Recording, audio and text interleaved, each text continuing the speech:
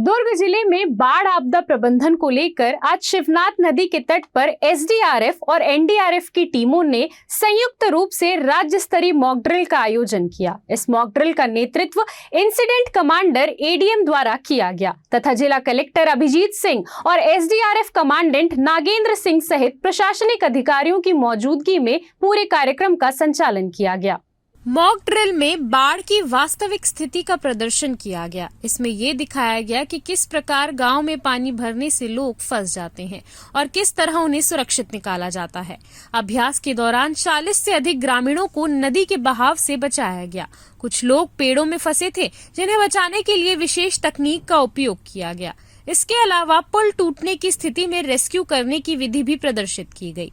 Rescue के बाद पीड़ितों को प्राथमिक उपचार हेतु जिला अस्पताल तक पहुंचाने और राहत शिविरों में उपचार एवं ठहराव की व्यवस्था का भी अभ्यास किया गया।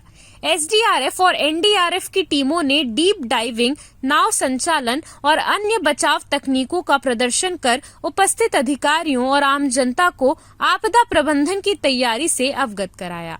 कलेक्टर अभिजीत सिंह ने कहा कि भारत सरकार के आपदा प्रबंधन विभाग के निर्देशानुसार ये मॉक ड्रिल की गई है। उद्देश्य ये है कि वास्तविक बाढ़ की स्थिति आने पर लोगों को सुरक्षित निकालने और राहत कार्यों को प्रभावी ढंग से अंजाम देने की तैयारी रहे। उन्होंने बताया कि संयुक्त रेस्क्यू ऑपरेशन के साथ ही राहत शिविरों की व्यवस्था भी सुनिश्चित की गई है। संसाधनों की आंशिक कमी को लेकर शासन को प्रस्ताव भेजा जा चुका है। हालांकि वर्तमान में उपलब्ध साधन पर्याप्त हैं।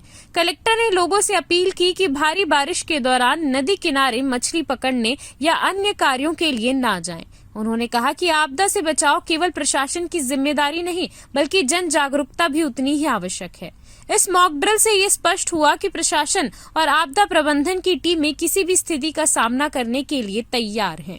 भारत सरकार से राष्ट्रीय आपदा प्रबंधन प्राधिकरण की तरफ से ये निर्देश थे आज एक मॉक ड्रिल करने के। तो छत्तीसगढ़ के विभिन्न शहरों में आज मॉक ड्रिल की जा रही है। उसी के तहत दुर्ग में भी 3 प्रकार के इंसिडेंट्स इसमें रखे गए थे कि यदि पुल टूट जाता है या कुछ लोग बाढ़ में फंस जाते हैं तो किस प्रकार से कार्रवाई होगी। तो एनडीआरएफ और एसडीआरएफ के द्वारा संयुक्त यहाँ पर एक इंसिडेंट कमांडर नियुक्त किया गया था। उनके मार्गदर्शन में, उनके निर्देशन में संयुक्त रेस्क्यू ऑपरेशन की कार्रवाई की गई है। साथ में एक रिलीफ कैंप की स्थापना भी की गई है, मॉक रिलीफ कैंप। वहाँ पर भी जाएंगे और वहाँ पर भी देखेंगे कि किस प्रकार से रिलीफ की व्यवस्था की जाती है। संसाधनों की थोड़ी बहुत और आवश्यकता है जिसके लिए मांग पत्र शासन को भेजे गए हैं। जैसे ही वहाँ से प्राप्त होगा तो फिर अभी भी इनके पास संसाधन पर्याप्त हैं। पिछले 1-2 महीने पहले यहाँ पर कुछ घटनाएं हुई थी, बाढ़ में लोग फंसे थे, तो उस समय उनके द्वारा सफलतापूर्वक सभी लेबरर्स को रेस्क्यू किया गया था। तो संसाधन अभी पर्याप्त है। वर्षा ऋतु में विशेष तौर पर जब भारी वर्षा हो रही हो ऐसे समय में मछली पकड़ने या इन सब कार्यों के लिए नदी किनारे न जाएं, बाढ़ से बचाव करके रखें, क्योंकि कई बार ऐसा होता है कि बारिश जब होती है उसके कुछ समय के बाद नदी में फ्लो बढ़ता है। तो लोगों को ये भ्रम रहता है कि बारिश बंद हो गई है, लेकिन फ्लो उसका आने में समय लगता है।